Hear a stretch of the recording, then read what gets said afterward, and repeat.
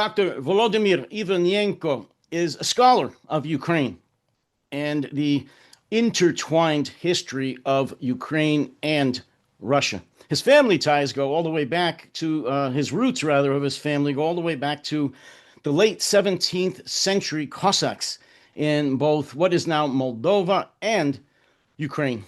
He is a founder of Ukraine Inc., which offers publishing services, translations, journalism, and other related services for the Ukrainian American communities. And he's also an author of several papers and articles, including books, one of which we are going to be discussing here today. And I'll post this later on where you can order this. And I highly suggest that you do and read it.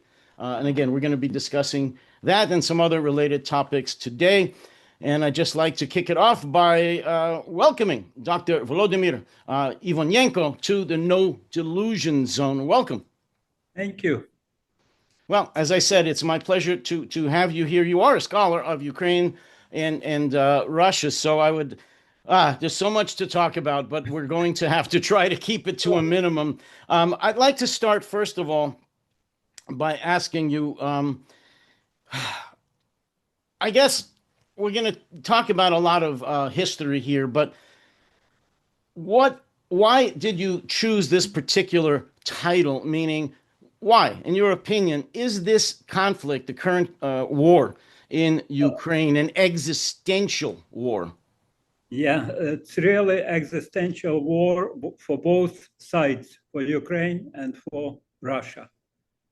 Because in 18th century, when Peter I, I don't call him the Great, pronounced himself as an emperor of Russia, and he called his empire Russian Empire. He actually used the old name of current Ukraine, known as Rus, or in different foreign languages, it was Russia. And actually, the part of Russia that Moscow and other cities surrounding area, they used to be a colony of Rus. So people who used to live there called themselves people who belong to Russian. That's why they decided to name themselves Russian. Well, so they took the name, they took the history, because actually Moscow was founded in 1147 years officially. But Rus itself used to be since actually 18th century, or officially known from 9th century, 860. Yeah. So that's how they collaborated. And since Peter I took over Ukraine and started using its history to proclaim Russia as 1,000 years empire.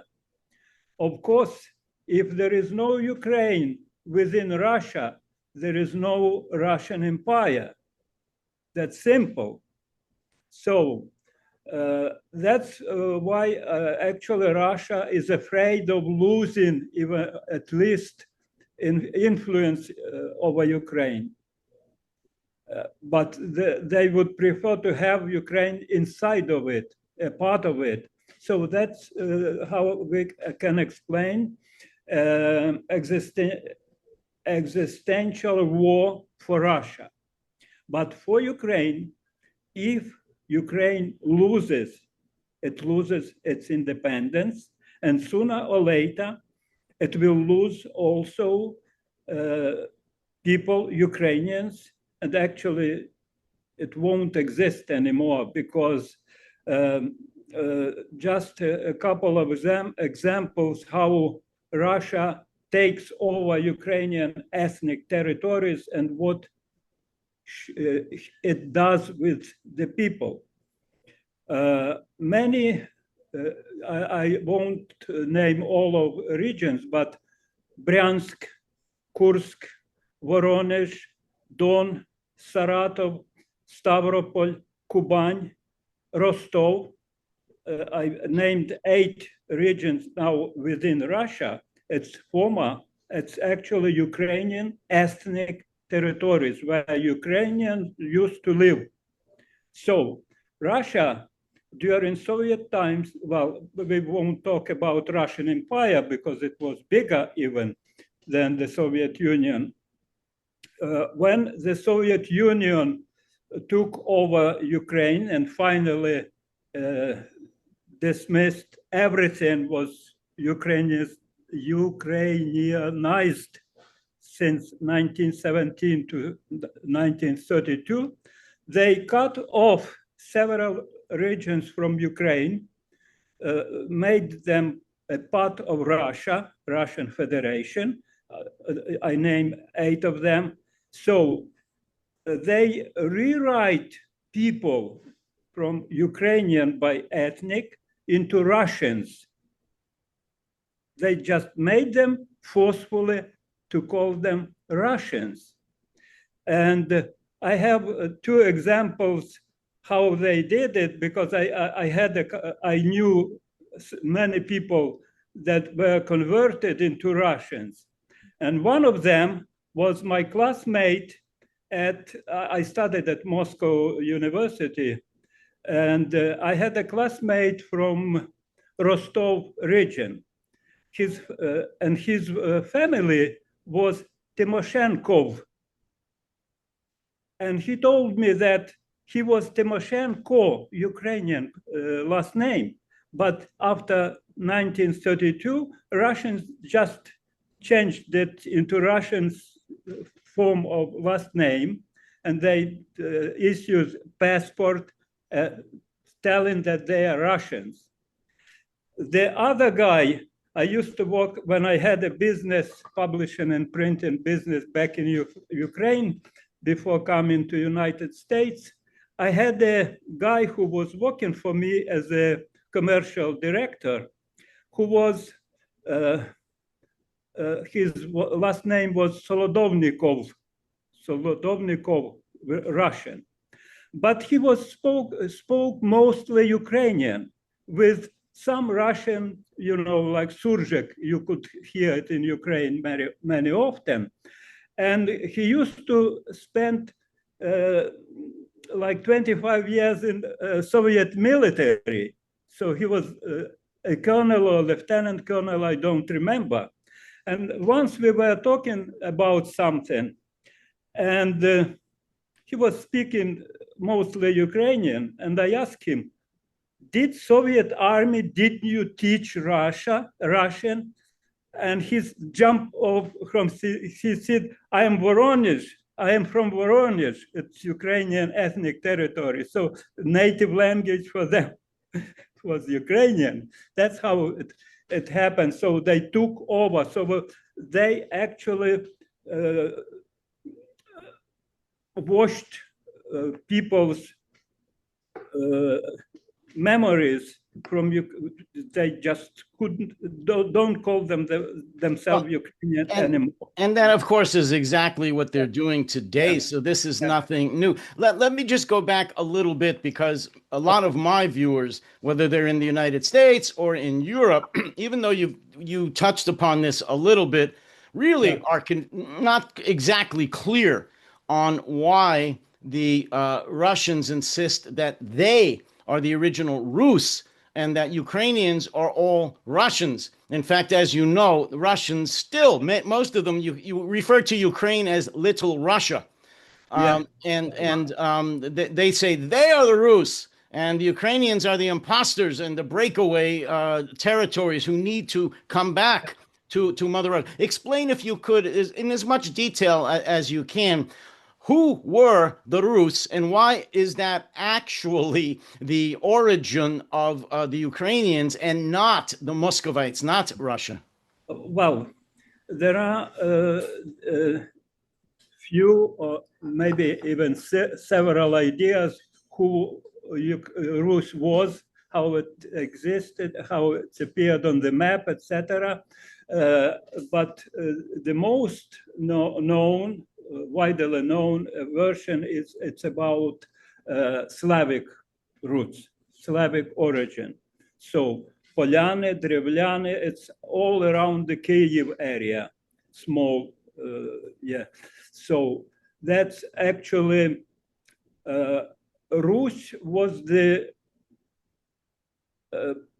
land where Slavs started going out, spreading around to the west. Mostly they went to the west, like Red Russians, White Russians, etc.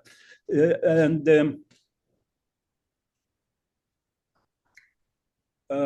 Horvats, it's a part of former, it's a part of this ethnic groups, Czechs, Slovak, and so on. And correct me if I'm wrong, Doctor. At this time, Moscow didn't even exist. Oh, it was marshland at best. Yeah, it's swamps. It's hundreds years before the Moscow. Right. So I mean, to me, it's infuriating that Russia would adopt the title of the original Rus when they did not even exist. Yeah, but because actually they started the first war from that area where the Moscow appeared. They started actually fighting Kyiv long time before. It was Andrei Bogolyubsky. It's one of Kyiv's king, not king, prince son, who actually got the land over there, Vladimir, known as Vladimir Suzdal. So he actually invaded to Vyshgorod, it's near Kyiv, and tried to take over. And he stole the icon known as Vyshgorodska Bogomatyr, Vyshgorod Godmother. Now it's known as Vladimir Godmother.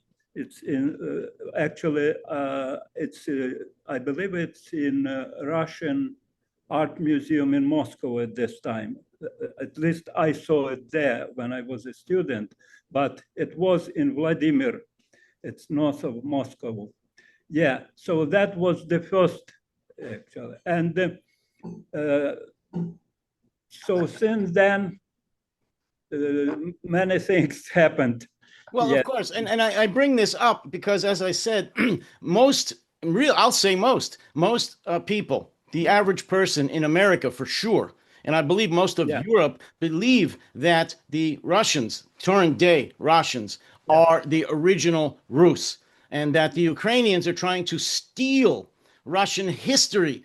Yeah. So so Putin has a legitimate grievance against Ukraine, that he's just trying to take back what is his. In fact, most Americans, I could tell you this for sure, believe that Khrushchev gave Ukraine to, or gave Ukraine independence during the Soviet Union, and that's what they still believe. But I can explain you why actually Americans think so. They don't, nobody talks about it, but I had an article, it's titled Russian Historical Myth and Current War in Ukraine. It will be in my next book in English. It's already published in Ukrainian, but in English will be later this year, I hope. So the problem is that early in 20th century, 1920s, 1930s, when after Bolshevik Revolution, many Russian intellectuals moved to the West and started spreading the word about history, etc. Because before that, it's sporadical, not regular, not it wasn't systematical. But after that in 1930s especially, they started in Berlin and then they moved to United States and Canada. And there were several professors, including Ivan Ilyin, that's the father of Russia's Russian world, Ruski Mir. And the second one, or maybe the first one, was George Vernadsky, the son of academic Volodymyr Vernadsky, who actually one of creators of Noosphere. Yeah, but his son, George Vernadsky, was a historian. And when he moved out from the Soviet Union to the West and was working in Berlin, in one of his letter to the father, he wrote, I am splitting between two. One side of me is Ukrainian, and one side of me Asian Russian. And I don't know what to do with that, how to handle it.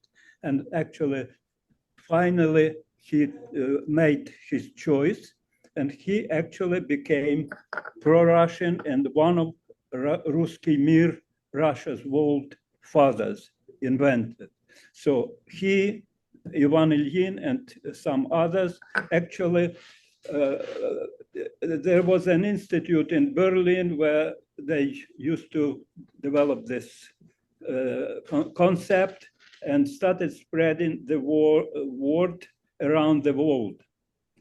And George Vernadsky wrote a textbook, Russian history, something like that. I don't have it, the picture here, that actually published and republished many times, and all Western universities started teaching Russian history based on that book. Still now, I had some kind of conflict with a couple of historian Americans. Yeah. Well, you know, what you just said is so important, in my opinion, because that's the start of the Russo, the world through Russian eyes. Yeah. So the George Vernadsky still is very popular among historians in the West. Regarding Ivan Ilyin, Putin, in his early years as president, decided to take Ilyin's theory as the basic of his ideology. So they moved all Ilyin's archives, I believe, from Canada to Moscow. They printed full collection of his works. I have a picture with, like, I believe about 10 volumes or so. And they actually, that's the base of Russian world, methodology, etc. After that, everything you can call Dugin or many others, Russian historian, everything connected to Ilyin. That's and like you said, Putin just completely took this over and absorbed this, and this is his philosophy. This is his Ruski Mir. Yeah, and he is determined to forward this in as violent a way, in aggressive way as possible. Yesterday, or the day before yesterday, somebody, I believe on LinkedIn, I don't remember LinkedIn or Facebook, but started talking about to separate global Russian world global in global concept and Russian world in internal concept as it promoted by Russian Orthodox Church. But I commented it, it's the same, it's just different sides of the same story. Yeah, it's interesting. That's what we need to fight seriously. Let me ask you a question. You brought up another great point, of course. Discuss, if you feel you are able or want to, the how can I say, the effect, the strength, the advantage, or the whatever that the Russian Orthodox Church has now, and perhaps historically has always had over the Russian officials, the Tsar. Certainly now it does. Can you address that at all, the Russian Orthodox Church and their place in Russia? That's actually an interesting point, and it's a huge. I understand. In 2 words or less, please. Yeah. Explain. No, please. First of all, Peter I actually took over the Orthodox Church, used to be by that time Russia, and actually he made it the state religion. Yeah, that's there are some different interesting things happening within that church, but still, I want to pay your attention at this particular moment. And then it actually existed as the state religion until Bolshevik took Russia over and dismissed religion approach to state building. So they just decided to build atheist state. Yeah, and there was no church in Russia, in the Soviet Union, formally, until 1942, when the World War II started, and not the way Stalin wanted, because Stalin actually was prepared to invade Western Europe, but Hitler was just 2 weeks before invaded the Soviet Union, and the so-called Russian patriotic war, Soviet patriotic, Great Patriotic War was underway. And at that moment, actually, Stalin decided to renew the church. And he needed God on his side. Yeah, in 1943, actually, the new current Russian Orthodox Church was started. There's nothing there is no connection to whatever was before. It's absolutely new, and it was connected to Cheka, special forces, and that's how it works. And later, just a year later, in communication with President Roosevelt, Stalin got possibility to put a Russian Orthodox Church on American soil. And that's how here there was a Russian church abroad, those who were immigrated from the Soviet Union. But you just made another important point. I'm sorry. Most people don't know, certainly in America, nobody, that the original, the church the Russian Orthodox Church that was started in 1943 was connected to the Cheka. To the secret police from its beginning. And in the United States, they created so-called American Orthodox Church of America. I know many churches around here, and one of these churches is just across the street from CIA, 1 mile away from the CIA entrance. What a coincidence! I believe it's St. Mark Church. There is a gas station, and next to that, somewhere close, that old Orthodox Church. So they started using Orthodox Church as a way to put intelligence, special to take over people's mind because priests could talk to people, you know. It's very interesting.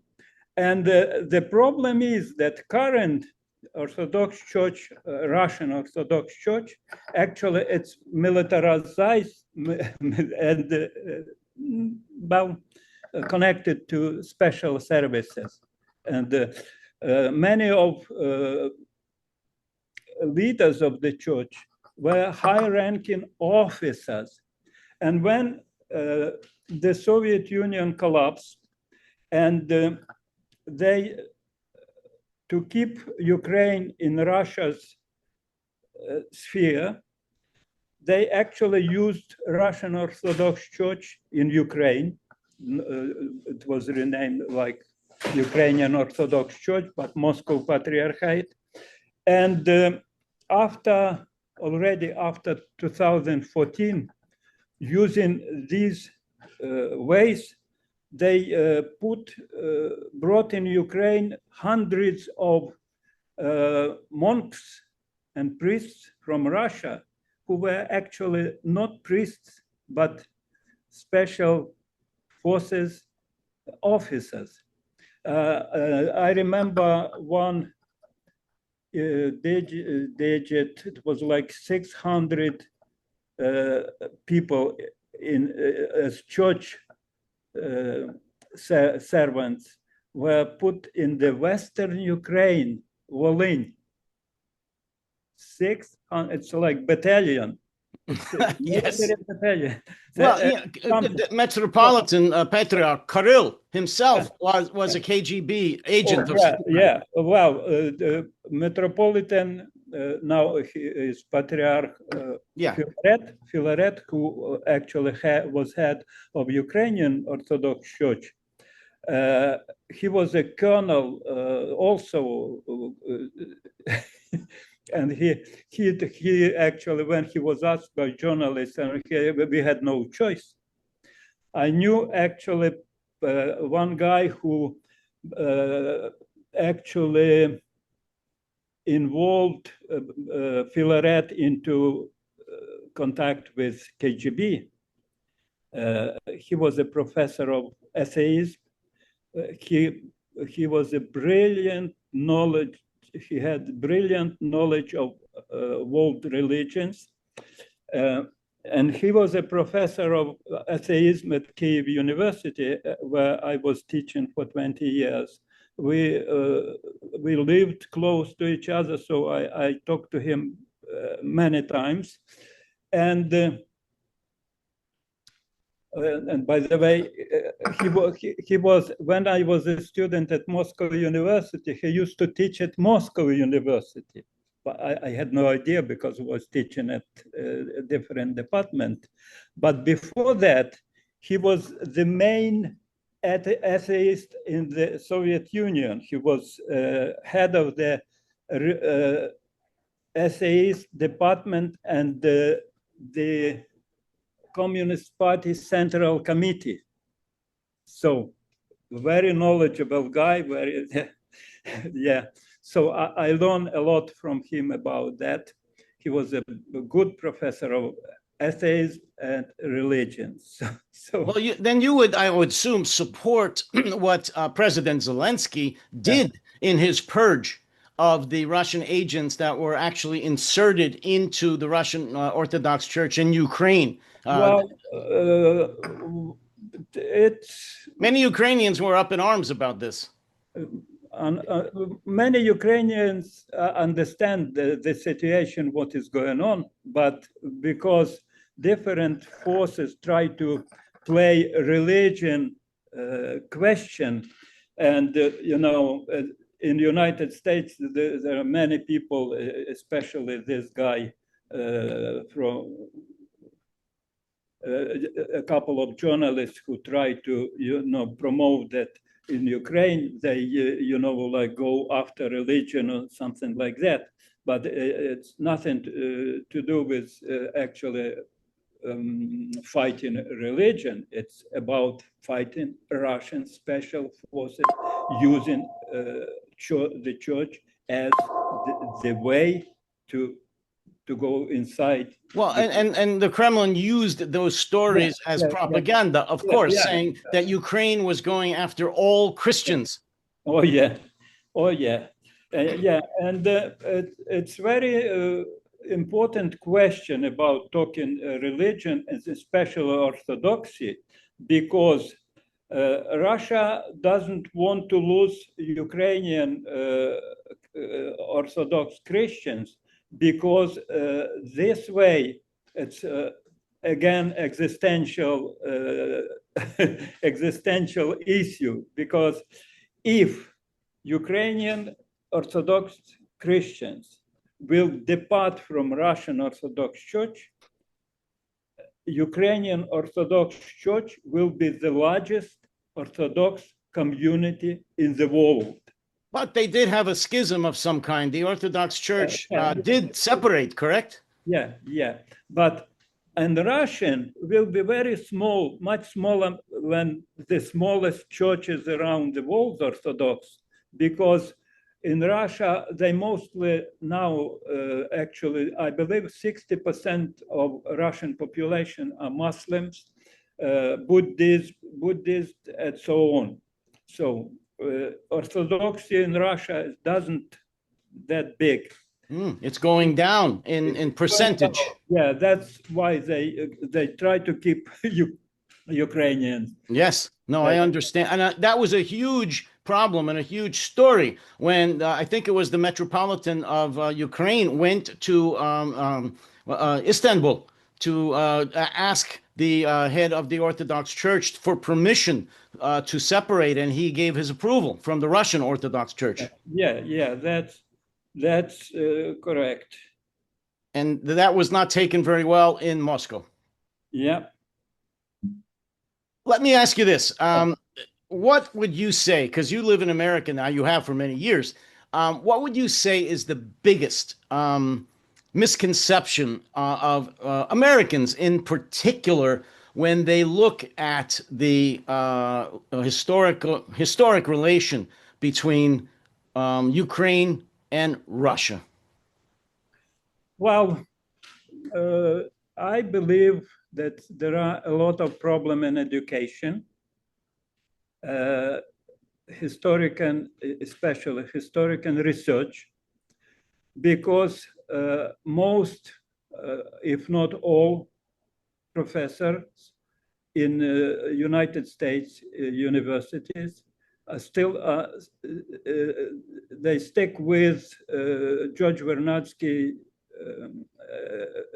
actually approaches to the history. Nobody wants to change it, just because it should be revolutionary to change. Why don't they want to change it, though? I mean, what's behind that? It's very hard for me to tell you, because I am watching closer the main Ukrainian historian, Ukrainian history professional in United States, Serhiy Plokhy, who is a professor of Harvard University, Ukrainian history.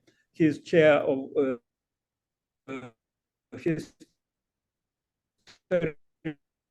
And written some very good books. He used to chair Ukrainian Research Institute. Now there is a new guy took over. So, but unfortunately, he is a part of that school that prevailed in the Soviet Union and all over the world.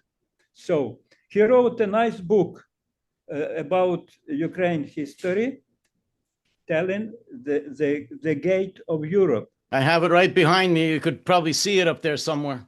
Yeah, Gates of Europe right there. I am talking about that book because, as you might know from history, that Peter I cut out the window to Europe, building St. Petersburg, taking over Sweden city window. But taking over Ukraine in 18th century, actually, he opened himself the door to Europe.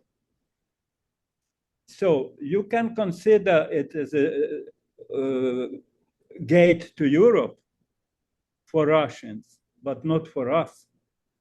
Because actually, the geographical center of Europe is on the Ukrainian territory. Rakhiv, Zakarpattia, in Carpathian region, Transcarpathia region, there is a small town where there is a monument that's the geographical center of Europe. And there is another historical mark telling us that Ukraine is the heart of Europe. Or actually, it's Kam'yana Mohyla. Now it's Melitopol, close to Zaporizhia region. That's one of the oldest historical place. 20,000 years before Mesopotamia. It's 40,000 years before. Yeah, that's everything in Ukraine. Well, again, what you're saying is if the truth was actually put out there in America, I'll just say again, and people actually understood the true history of Ukraine and Russia, it would be revolutionary. Oh, yeah. Oh, yeah. But it's very hard to promote it. So I am studying in publishing. I want to translate into English several Ukrainian books that could spread a new word about Russian historical myth and so on, because I tried to have some research and education project. It didn't work for me. So I decided that maybe it will be better just to publish books on the topics in English, and we'll go from that there. I will see. Yeah, Let me ask you one more question, and we'll end on this. And please, again, expand on it as much as you like. Talking about Russian disinformation, the fact that the Western world still looks at the world through the Russian lens. Do you believe, or how, let me reword this, because again, you cover this in your book extensively, the atrocities that have happened during the current war in Ukraine, Bucha, just horrific things that have happened. Why, still to this day, has that not resonated enough with the Western world?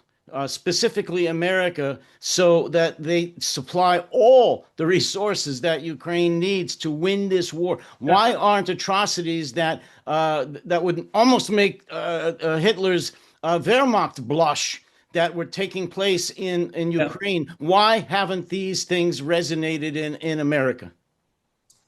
Unfortunately, Ukraine is losing information battle. There is no information front from Ukraine.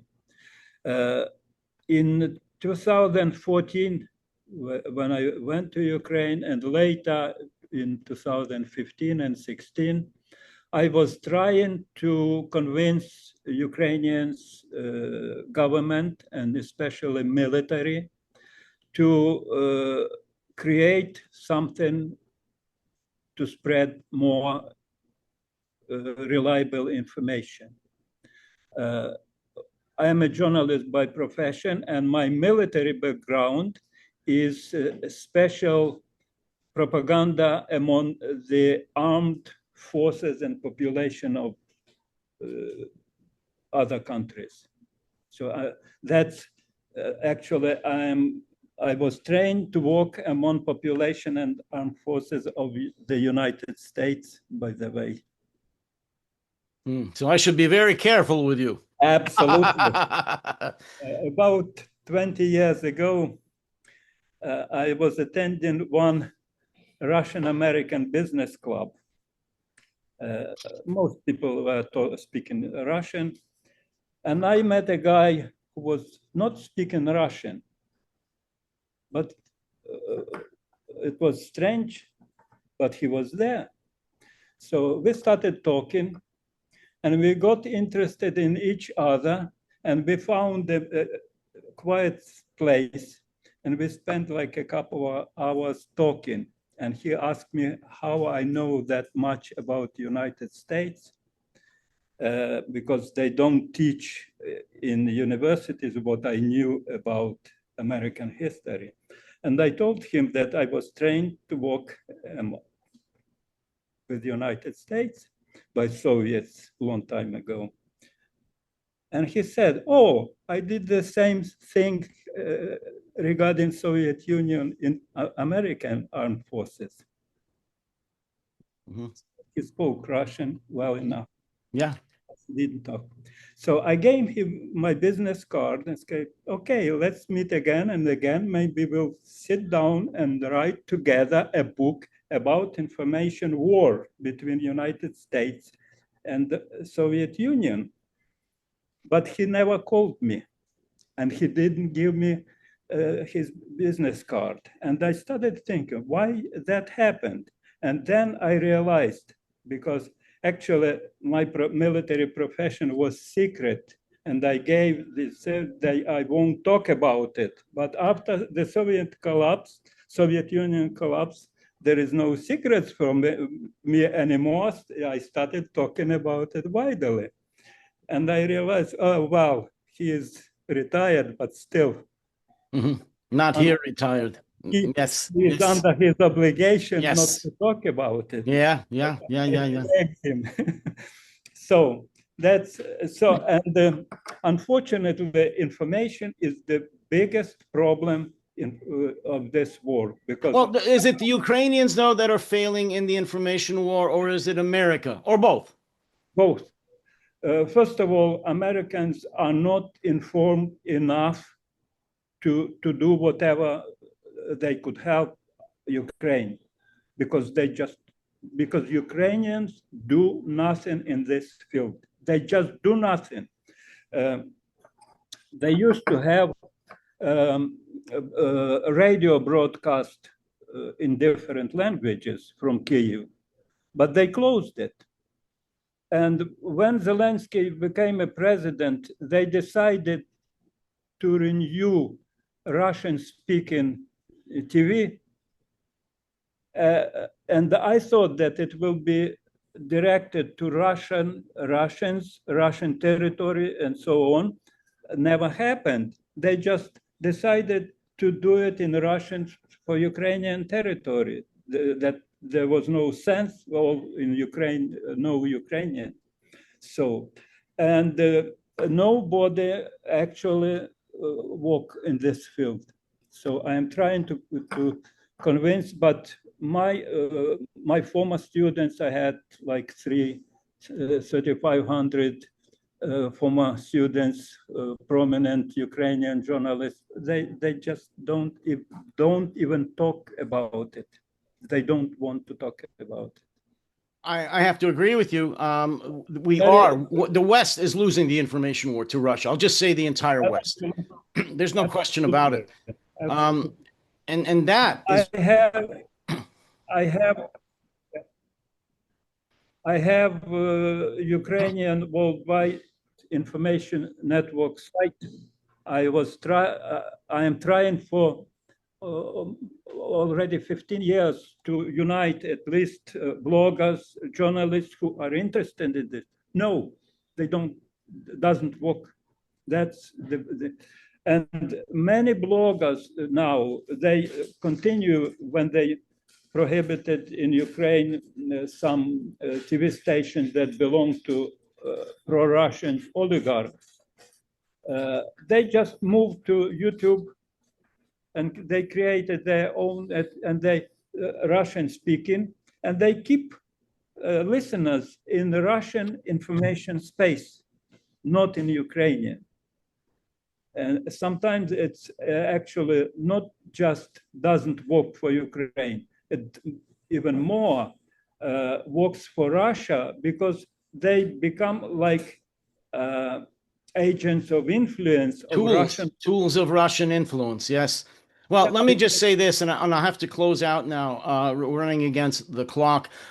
Unfortunately, here in America, there is a very ready and willing audience in our own government right now who takes all the propaganda that Russia gives and just mouths it and sends it out to the American people with no counter argument from Ukraine, Western Europe, or any anti propaganda forces here in the United States. So that's all the American people are hearing. And so atrocities like happened in Bucha and Irpin and many, many other areas don't even make it here. Or if they do, it's very, very minimal coverage. And the Russians get away with it. It's disgusting. I don't know what the answer is going to be to that, except possibly with a change of administration here in the United States. Europe, that's another mess. So I don't have an answer for that. But again, we're out of time. Dr. Volodymyr Ivanenko, I really appreciate you being here. I love, as you can tell, Ukrainian history. I love someone like yourself who actually can speak to the truth and let Americans, Europeans know what's really going on over there and not just hear directly from the Kremlin and listen to those lies and believe that it's the truth. So again, thank you so much for coming on. We have to sit down again in the near future and do this again.